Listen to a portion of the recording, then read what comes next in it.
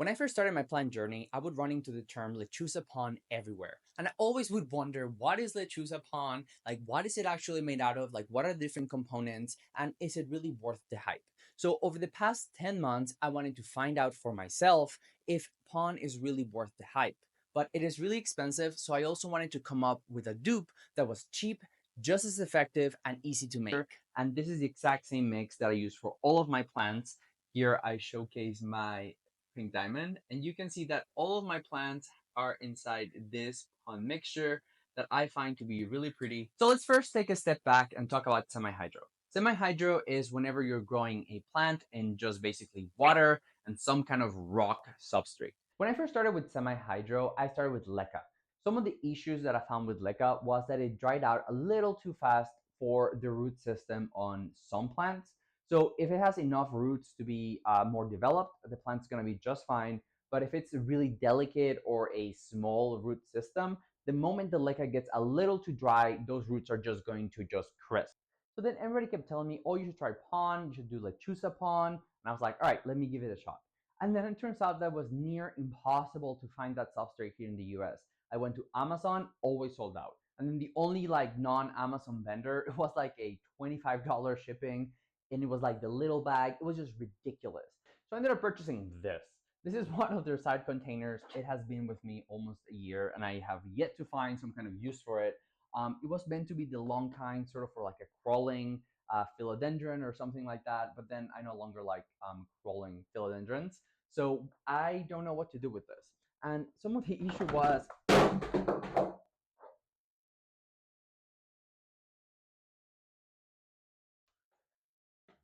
So that was in a hole.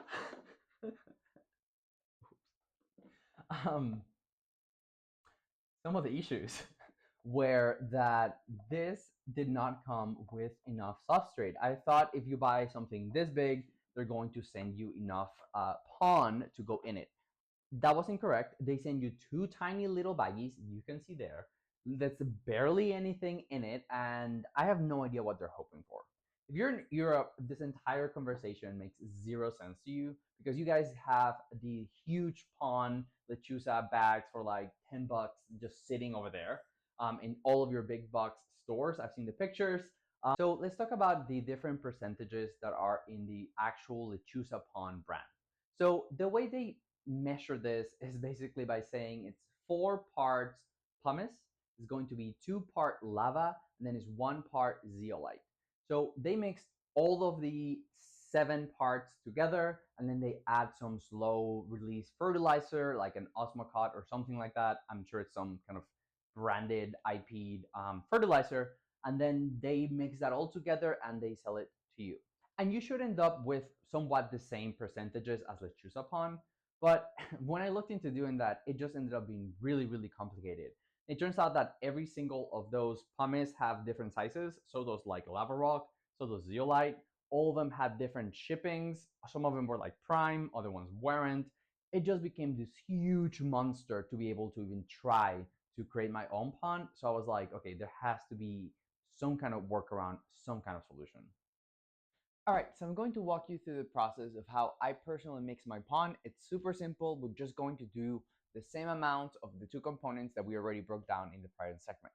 So the first part is the pumice. I buy the 3/4 of an inch. It is pretty varied, the size. I find this one to be a little bigger than what I want, but I already have this amount. I would like to be slightly smaller, but I bought a really small. I'm putting the bag of the one that I purchased first, and that was too small, and it ended up holding and retaining too much moisture, and it became really dense and heavy. And the other component is this part, and we should be good.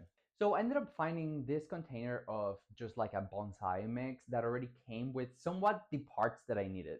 So this one came with 1 part lava rock red, 1 part black lava rock. I'm not really sure how much of a mineral difference is between them, to be honest.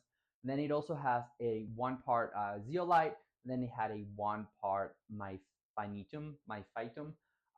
So basically, what I did was I grabbed this, which is 50% lava rock, 25% of the zeolite, and then 25% of the other one.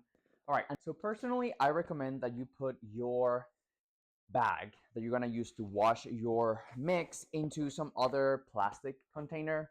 If you're in an apartment, you're gonna have to like dunk it in there, but also you're gonna get a lot of dust. So in order for it to not go everywhere on the surface that you're working on, I recommend having a container. Also, having a good aeration around you is going to be helpful, especially if you're like breathing in.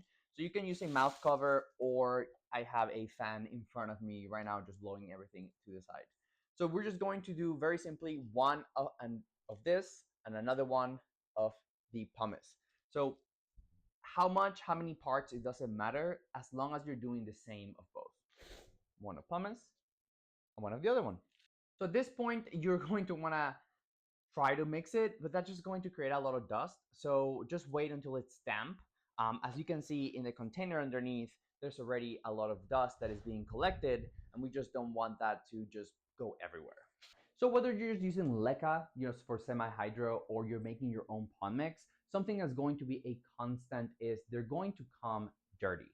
You cannot sort of wash your LECA or wash your substrates on like the sink because it will most likely clog it if you are like in your home.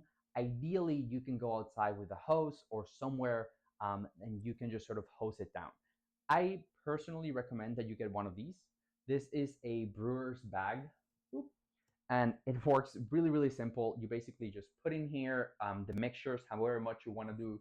If you do like one, I literally just scoop from each of the containers, put it here, I zip it, and then you end up with that entire mesh. So actually my mixture ends up being somewhat similar in percentages as the Lechuza PON. So Lechuza, when you think of it like a percentage, is like 60% of their pumice, it is a 25% of lava rock, and then it's like a 15% of that zeolite, and then whatever fertilizer you use. But whenever you mix one part of the pumice and then one part of this bag, you end up with 50% pumice, which is close enough. And then you'll end up with a 25% lava rock, and then you end up with a 12% ish of the zeolite, and then 12% of the other one. I don't really think it makes that much of a difference. You know, that percentage is kind of close enough. So it works really well for me.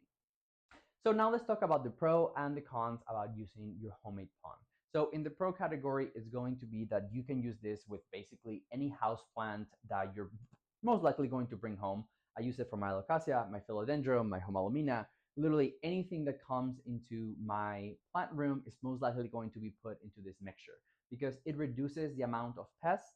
It reduces the amount of like stuff like growing in there, like that mildewy, you get a little bit of white on top of your pots if the circulation is not like super, super on it. Even with high circulation, I get that white spot on just the normal kind of aeroid mix.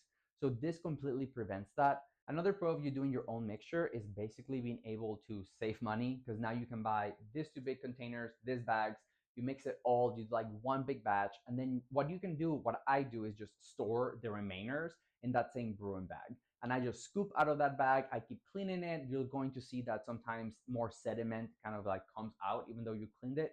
So just make sure like rewash it, resync it before I pull some of out. But that becomes its own storage unit, and then just put it right into the container that I was using before. Now let's talk a little bit about the cons. So the cons for using this is one, you need to do the manual work. So, that's that. Two, you're going to have to deal with the whole washing of the substrate. So you need to figure out some kind of mechanism, whether it's a bucket, whether it's, like outside, you're going to have to figure out a way of cleaning the LECA. The other one is that this is being imported. So if you can find this locally, that'd be awesome. If you can find these mixtures. Personally, I have not looked hard enough to be able to find the volume that makes sense for this small of a place, right? Everywhere around here that is like a rock yard will sell you that for the ton, which is way more than I need. But you're able to basically make a lot, batch it, and then just keep it for later. And the other one is that this is a Chinese product. So all of this soil is being imported from there, and you never know what that's going to bring when it comes down to pathogens, something else on the soil, or potentially how much its price is going to go up as new tariffs is going to begin. When it comes down to fertilizers, I don't really add any kind of slow release fertilizer to it because I'm mostly just controlling that through my watering. So if you want to add it, if you just want to water and add the fertilizer, that way both will work. Just make sure that you don't add too much, because if you add too much of the slow release fertilizer, you will burn your entire collection or any plant that you put in there. All right, so let's put the pond that we just made to the test. You're going to need a few things to do this. Like I do, you're gonna need a reservoir container. I use a cup. You're gonna need some kind of clear cup with some holes on the side, some kind of wick. Just put the wick through, make sure it's touching the bottom of the reservoir. Put some of the pond in. You want to make sure that the roots are not getting crushed of the little plant that you're doing. And then as you notice, the wick kind of like gets crushed. So just pull it up. Make sure you want, that is what's keeping it moist. Then I like to add some mycorrhizal spores. I just call it like root crack. It's really useful. It's worked really well with myelocasias. And then you just want to top off the plant a little bit with the extra substrate. Make sure the plant is stable. Make sure the wick is towards the top. You know, it will stop needing it once it puts roots into the reservoir and it becomes almost like hydroponic. But until then, that wick is vital so it does not get too dry too fast. And then while I'm out here struggling with the pebbles and how I want it, I figured that I should touch upon the history of Lechuza. I moved this from the beginning to this section. So basically, this is a German company that has been around since like the 1876 is when it was like founded, and it was basically a metal fitting company, and nothing really interesting happens until the year 2000, which is when they come out with their PON, and that's whenever they begin to come out with those lines of pots. And then, long story short, they came up with a lot of pots that are really good quality. And PON is more like an additive, is more like a add-on. That's not the real product that they sell. It's the pots. This is how I make my own mixture of pond. Let me know if you have any modifications. Let me know if you add anything different. I would love to just keep improving on this DIY recipe to make sure we do the best that we can.